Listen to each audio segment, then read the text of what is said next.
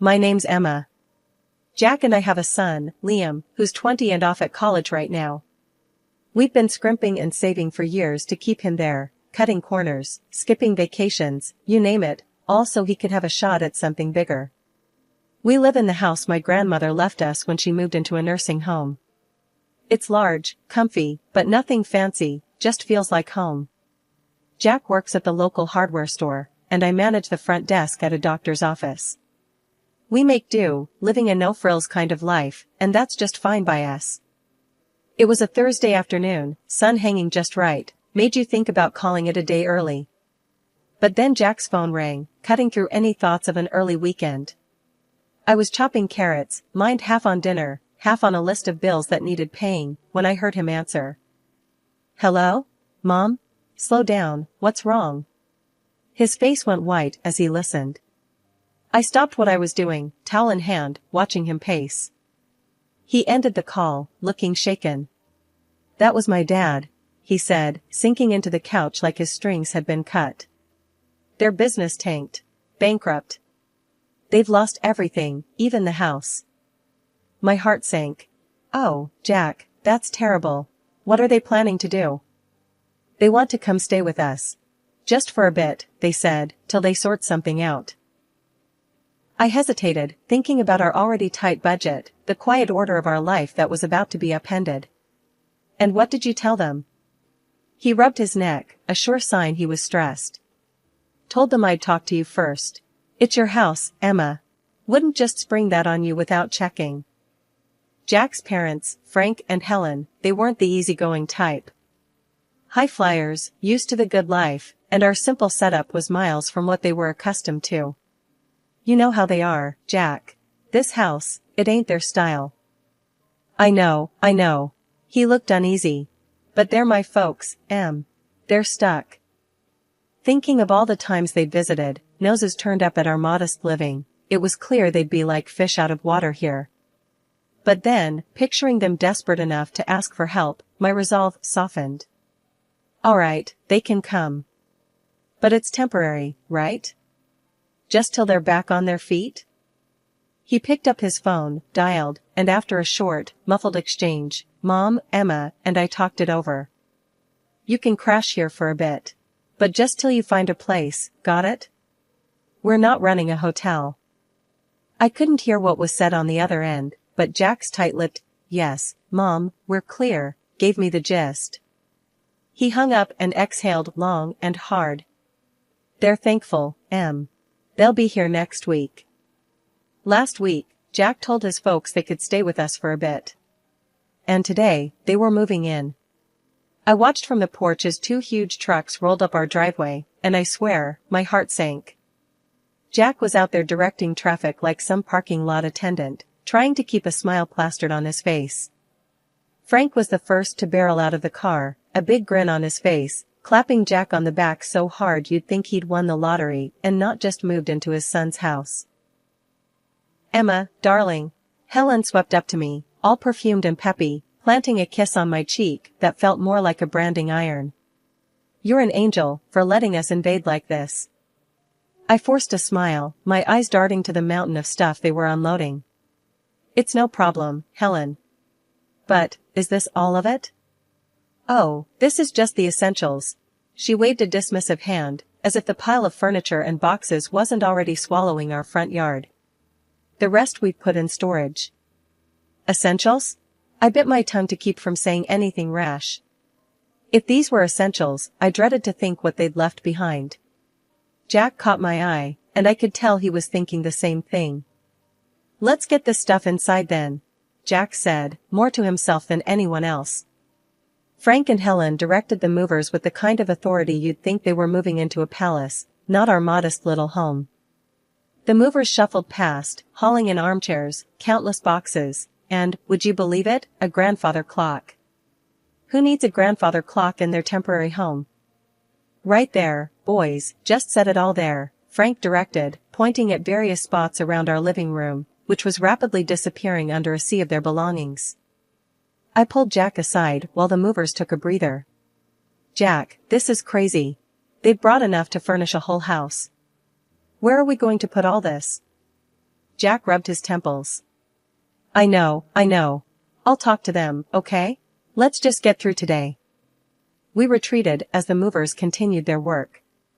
The whole ground floor was turning into a replica of Frank and Helen's old house. Every corner filled, every space taken over. By the time the movers were done, our once cozy living room looked more like a storage unit. Dinner that night was a chaotic affair. We barely found the table under all the clutter. Frank and Helen seemed oblivious to the mess, chatting away about their journey here. Emma, you really should try this wine, Frank said, popping open a bottle of something French and probably more expensive than our entire grocery budget for the week. We're so grateful to you both, Helen chimed in, her voice sugary enough to give you cavities.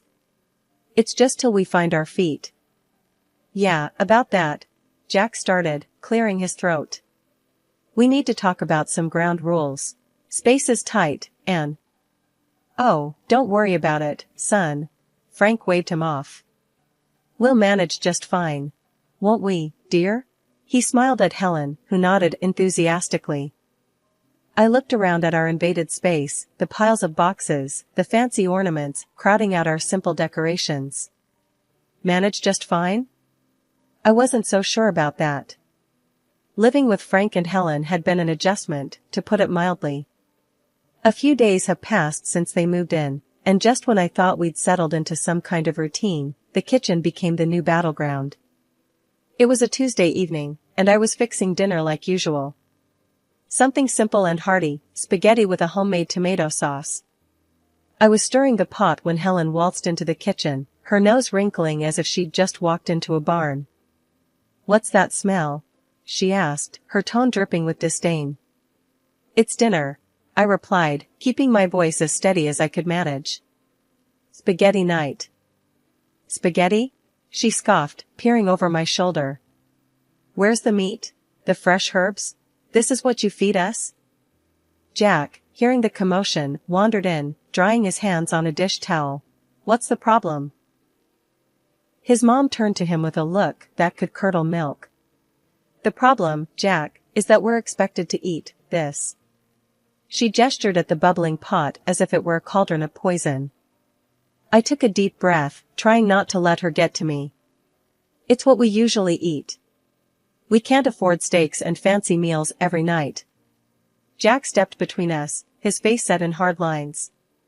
Mom, this is Emma's house, and this is what we eat. If you want something else, you're welcome to cook for yourselves. Oh, we will, Helen retorted, her eyes narrowing. And we expect you to provide the groceries we require. We're not used to living like this. I'd had enough. Look, I'm sorry you're used to different, but this is what we can manage. Our budget doesn't stretch to luxuries. Frank, who'd been silent up till then, chimed in, his voice booming. Then perhaps you need to reevaluate your budget, young lady. We're not animals to feed on scraps. Jack's jaw clenched. Dad, that's enough. We're doing the best we can.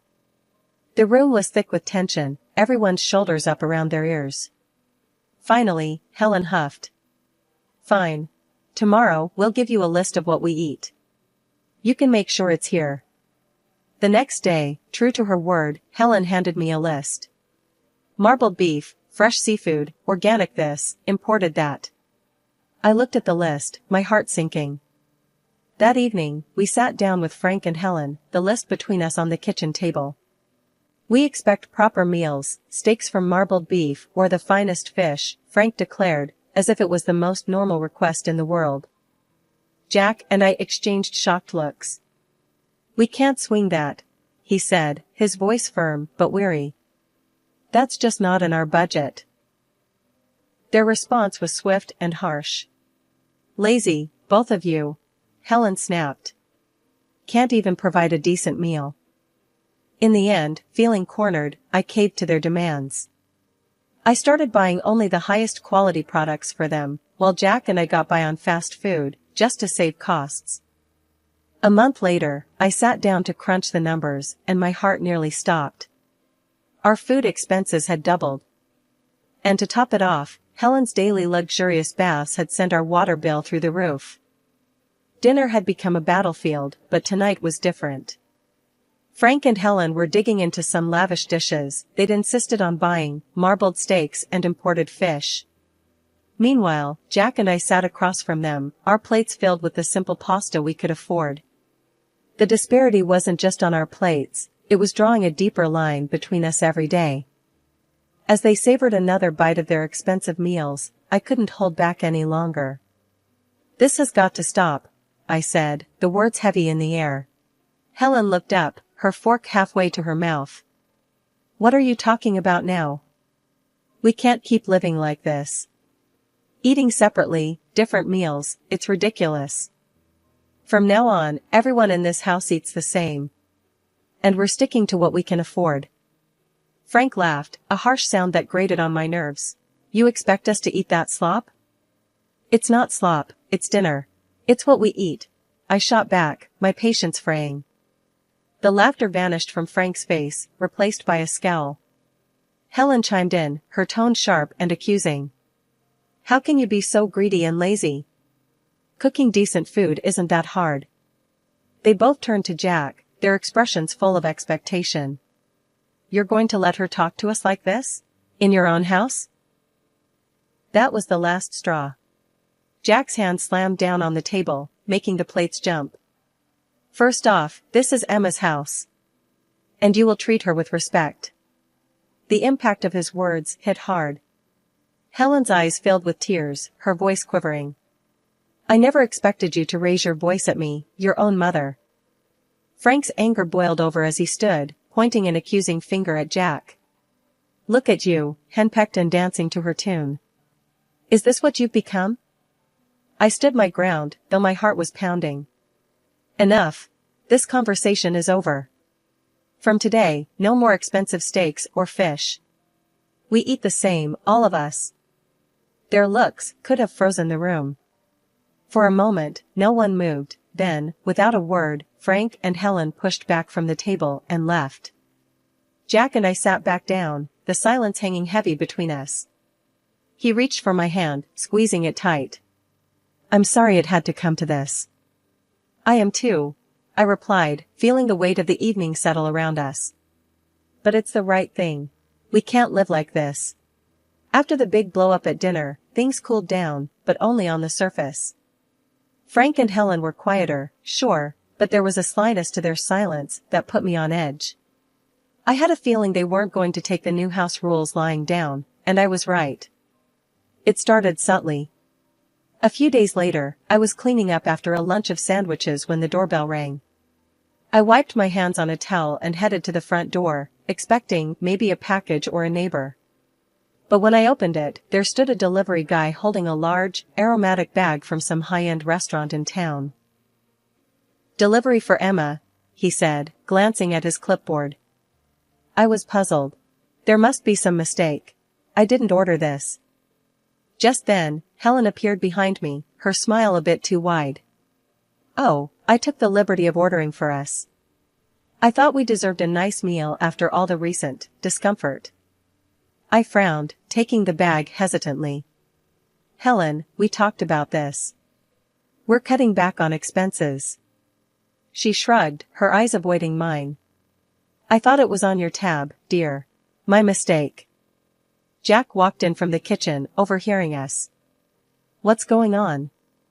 "Your mother decided we deserved an expensive lunch," I said, the weight of the bag in my hands suddenly feeling heavier. Jack's expression hardened. "Mom, we agreed, no more of this." Frank stepped into the hallway, his voice booming. "What's a little lunch going to hurt? You can't expect us to live like monks forever." I set the bag down on the entryway table, feeling the frustration bubble up. "It's not just lunch. It's every meal, every extra expense we can't afford. We told you, we're sticking to a budget." Helen's face turned cold. "Well, if you're going to make such a fuss over a simple meal, I suppose we won't bother next time." Jack pinched the bridge of his nose. "It's not just about the meal, it's about respecting the rules of the house. You can't keep going behind our backs."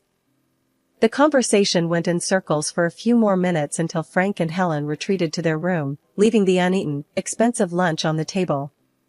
Jack and I looked at each other, the unspoken agreement hanging between us that this couldn't go on. "I'll call the restaurant, explain the situation, and cancel any future orders made without our consent," I said, picking up the phone. Jack nodded, his jaw set. "I'll talk to them again. This sneaky stuff has to stop." The peace was short-lived after the incident with the unauthorized lunch. Helen and Frank seemed to simmer just below the surface, and you could cut the tension in the house with a knife. I was washing dishes one evening when the calm shattered once again. Jack had just come in from the yard, looking weary. I was about to ask him about his day when the loud crash from the living room had us both running. We found Frank standing over a broken vase, one of the few decorations I really cared about. "What happened here?" Jack asked, trying to keep his voice level. "It slipped," Frank said, barely looking regretful. "Accidents happen." But his tone was all wrong. It wasn't apologetic, it was defiant. Jack bent down to pick up the pieces, and I couldn't help but say, "This vase was from my grandmother. It's been here longer than I have." Helen scoffed from the doorway. "It's just a vase. You can get another." "That's not the point, Helen," I snapped, feeling my frustration rise. "The point is respect, something that's clearly lacking here." "You want to talk about respect?" Frank shot back, his voice raising. "What about respecting us? Treating us like second-class citizens in this house?" Jack stood up, facing his father. "You're living here by our goodwill, Dad. Remember that." "It doesn't feel like goodwill," Helen chimed in, her words sharp. "It feels like we're unwelcome." Every day felt like walking on a tightrope with Frank and Helen in our house, but one evening pushed me past my breaking point. We were sitting around the dinner table, the same place that had witnessed countless arguments now, when Helen casually dropped her latest bombshell. "Jack, darling, I found this lovely coat today, and I think we should buy it using the college fund you've set up for Liam," she said, as if suggesting we switch brands of coffee. I choked on my water, coughing as I set my glass down hard on the table. "What did you just say?" I managed, my voice a mix of disbelief and rising anger. Helen smiled sweetly, clearly mistaking my shock for compliance. "It's just money, dear. Liam can always take out loans for college. I really need a new coat." Jack, who'd been quietly seething beside me, slammed his fork down. "Mom, that's out of the question. That money is for our son's education. We're not using it for anything else." Helen's face twisted into a scowl. "How can you deny your own mother a simple request?" "It's not simple, and that's final," I snapped, feeling the last of my patience evaporate. Frank chimed in, his voice raised to a shout. "You're both being unreasonable and cruel. We're your family." The threat came next, his voice cold and calculated. "Maybe the local press would be interested to know how you treat your family." "What about your bosses, huh? Would they like to know?" I felt a mix of fury and fear churn in my stomach, but I knew we couldn't cave. "Enough," I shouted back, standing up. "This is not how family treats each other. You two need to find another place to live. This isn't working." Helen burst into tears, playing the victim, while Frank continued to hurl accusations and threats. The dinner ended with them storming out of the room, leaving Jack and me in stunned silence. Once the house was quiet, I retreated to the bedroom and dialed my grandmother. She picked up after a few rings, her voice a comforting presence. "Grandma, it's Emma," I said, my voice thick with emotion. "What's wrong, dear?" she asked, her tone immediately alert. I poured out everything, the demands, the threats, the impossible situation with Helen and Frank. She listened without interrupting, her quiet hums a steady reassurance in the background. When I finished, there was a brief pause. Then, decisively, she said, "I'll come to stay with you for a couple of months." "Are you sure, Grandma? What about the nursing home?" "I'm sure. It sounds like you need me there, And I'm not one to sit by when my family is in trouble, she declared, her voice resolute. When Grandma arrived, it was like a gust of fresh air swept through the house. She might have been older and moved a little slower, but her spirit was as fiery as ever. Frank and Helen were visibly put off by her sudden presence, their discomfort clear as day. "I'll be staying on the ground floor," Grandma declared firmly the moment she rolled through the door, her suitcase following behind her like a loyal companion. "I expect some things will need to be moved." Frank tried to mask his irritation with a forced smile. "Of course, we'll make you comfortable. Won't we, Helen?" Helen nodded stiffly, her eyes darting around, probably calculating what they'd need to shift or hide away. I couldn't help but feel a surge of relief. Finally, someone was putting them in their place. As soon as the movers finished rearranging the furniture to make room for Grandma, she called a family meeting in the living room.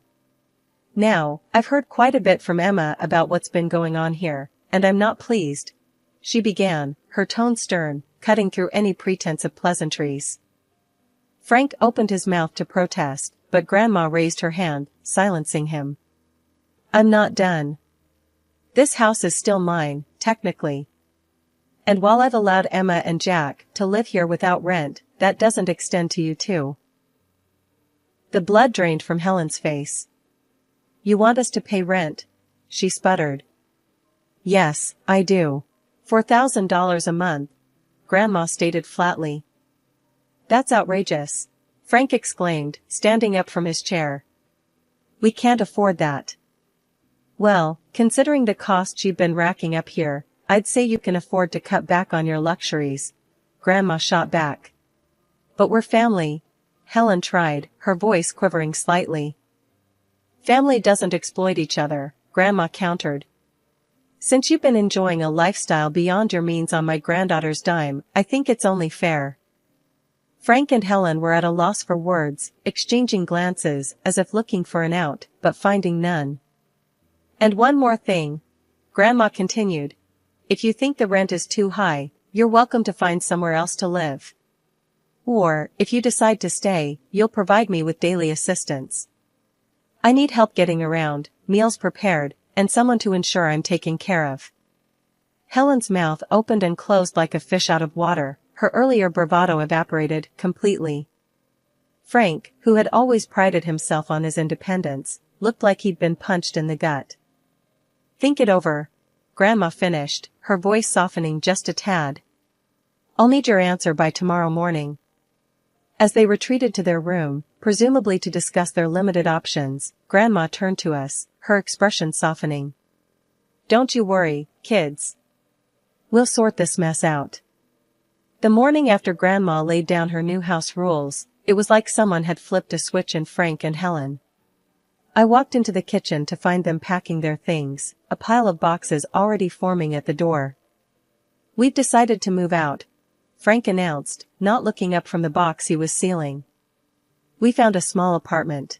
We'll take our things and go." Helen was quieter, busily stuffing things into bags, her movements sharp and quick. "It's for the best," she muttered, almost to herself, but loud enough for me to hear. The rest of the morning was a blur of activity. Boxes and furniture moved out the door. Jack helped, more out of a sense of duty than anything else. By mid-afternoon, their part of the house was eerily empty, the echo of their departure hanging in the air. Once they'd driven off, Grandma, who'd been watching quietly from her chair, gave me a knowing look. "Well, that's that then. They'll be all right, you know. Sometimes a little hardship is needed to bring people back to earth." We found out later that they'd sold most of their belongings to cover the rent and their other debts. The luxurious life they were used to was trimmed down to essentials, much like their new apartment. Grandma stayed with us for 2 more weeks, a comforting presence in the house. But eventually, she decided it was time to return to her nursing home. Driving her back to the nursing home, I felt a mix of sadness and relief. "Thanks for everything, Grandma. We couldn't have managed without you." She waved off my thanks with a chuckle. "Oh, nonsense. You're stronger than you think. Just remember to stand up for yourselves. No one else will do it for you." I hugged her goodbye, promising to visit soon. When I got home, the house seemed bigger, quieter. That night, we sat on our porch, the evening air cool and pleasant. Life had thrown us a curveball, but we had caught it, dealt with it, and were ready to move on. Whatever came next, we knew we could handle it together, with or without anyone else's approval.